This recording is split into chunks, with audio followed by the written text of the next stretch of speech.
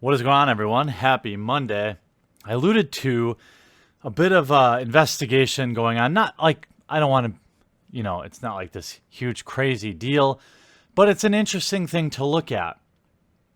For those of you that exclusively like openings, I'll have you know I placed a nice $700 order on Friday of a couple different older Magic products that should be here this week and should be uploaded hopefully Wednesday and Saturday. So stay tuned for that.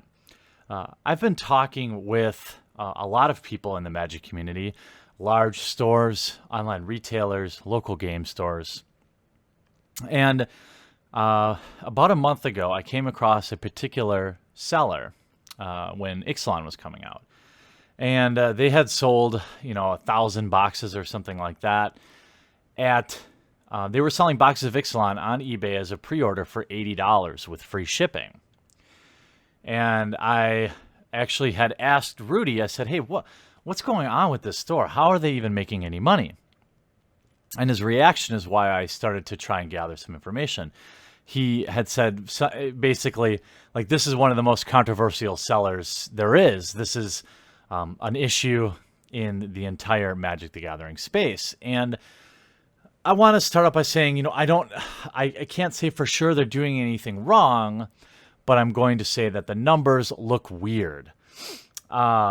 Initially, I thought, well, this must be a distributor just offloading stuff because there's nobody gets this kind of pricing. But I did a little digging, and I want to go over the numbers first. Well, first I want to establish how I figured out who it was. It wasn't that difficult. I made a purchase from the store and opened a dialogue with them. Here is the store in Lancaster, Pennsylvania. This is actually an old appliance building that they stuck. They spent about $12 on that sign, but there it is. So it used to be that plumber, and now it is that place. And now, if you look inside, it's about the normal size for a local game store. I mean, most of their tables are taken up, and they have a small counter up here. Not a what I would expect to see of essentially a mega store. You can see they did a nice. Here's a picture from earlier this year.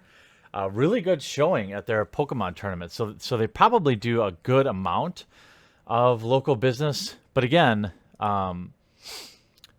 I made a purchase from them. I prepaid for some Final Fantasy product, opened a dialogue, and just confirmed, hey, this is, hey, I wanted to come to a pre-release. Do you have physical location? Because I wanted to establish, one, if it's a distributor, do they have a physical location that would authorize having a WPN number?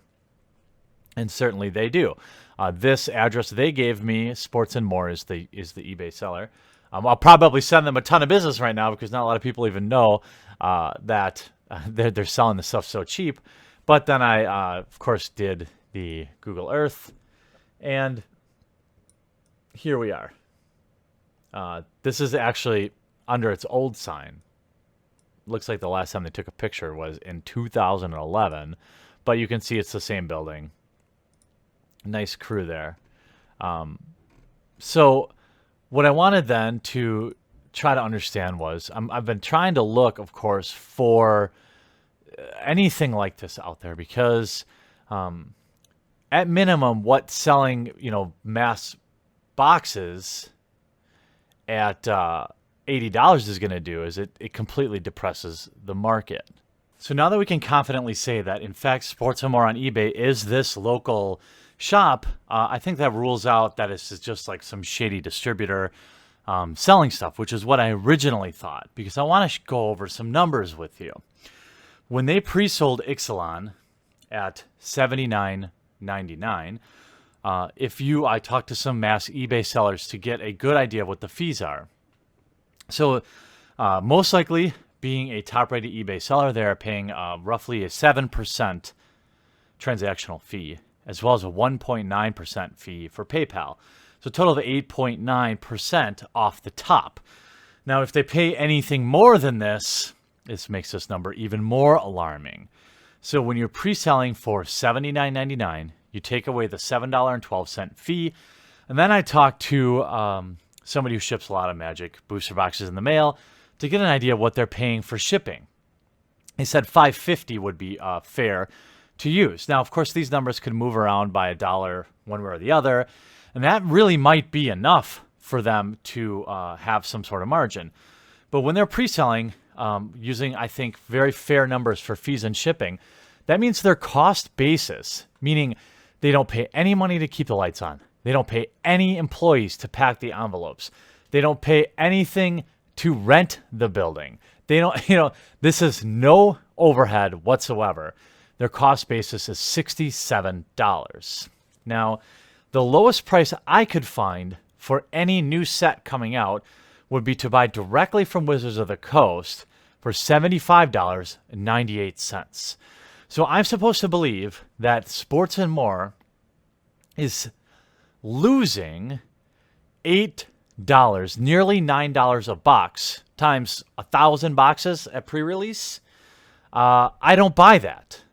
You can see from the eBay listing for Ixalan, they've got almost 2,000 boxes of just Ixalan sold. Okay, they've since increased the price to $79.99, which gives them a cost basis of $77, which is just $1 or $2 over direct from WotC pricing. And again, this makes no profit. This does not pay for labor. This does not pay for rent. This does not pay for inbound freight. This does not pay for health insurance. This does not pay. This is no money.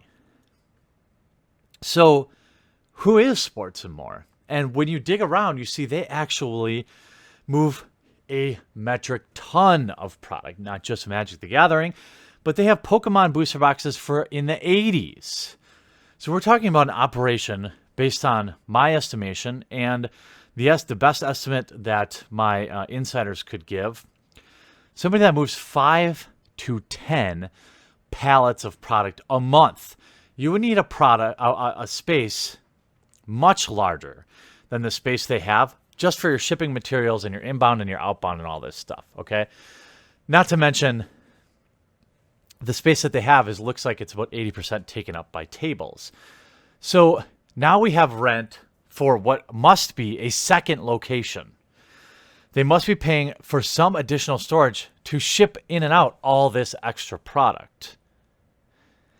Something doesn't add up. And I'm curious who Sports and More really is. I'm curious if any of you out there are in the Virginia area and could get me in touch with their ownership. I'd be really curious to understand this model of losing money on thousands of boxes.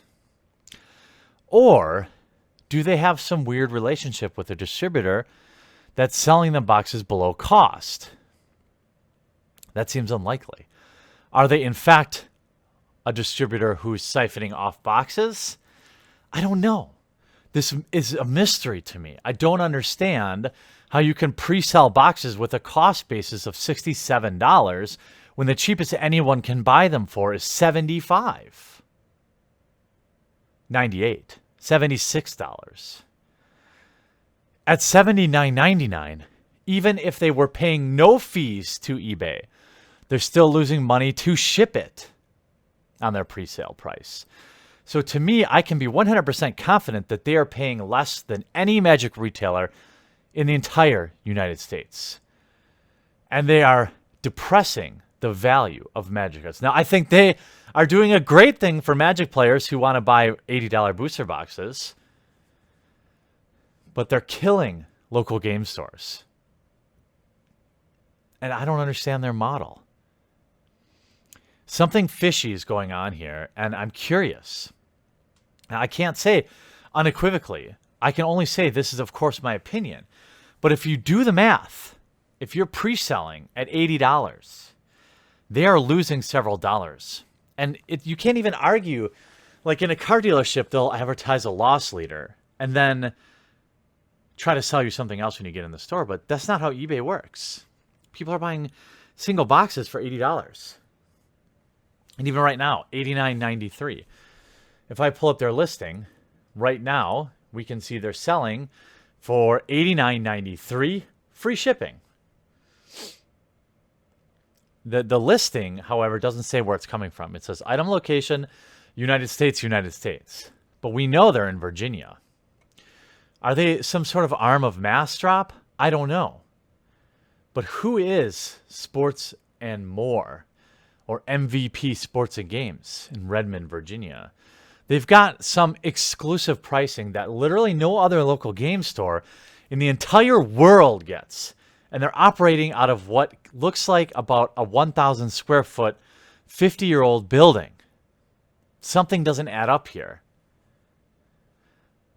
I would love to get some more information. I would love to talk to the owners of MVP because I can't unequivocally say they're up to no good here. I'm just saying I don't understand the math. Huge online buyers don't understand the math. People that I talk to that sell thousands of boxes a year don't understand the math. So what does MVP Sports and Games in Redmond, Virginia have that literally no other seller, even Star City Games, they have better pricing than Channel Fireball? Where are they getting their boxes for $60? And how are they staying open? And do they care that what they are doing by selling all this stuff below cost is completely depressing the market for all of the local game stores? Curious what you all think. I think I'm torn here, right? Because all of you get to get $80 booster boxes with free shipping, and I think that's awesome. And I don't want to feel like, I want to pay more. So where do you all land on this? What do you think is going on here? Do you think they have some secret agreement with a distributor? Do you think we should not care that this is just good for players? Do you think that they have some special agreement with Wizards where Wizards is selling this little hole-in-the-wall store? Boxes cheaper than they're selling them to distributors?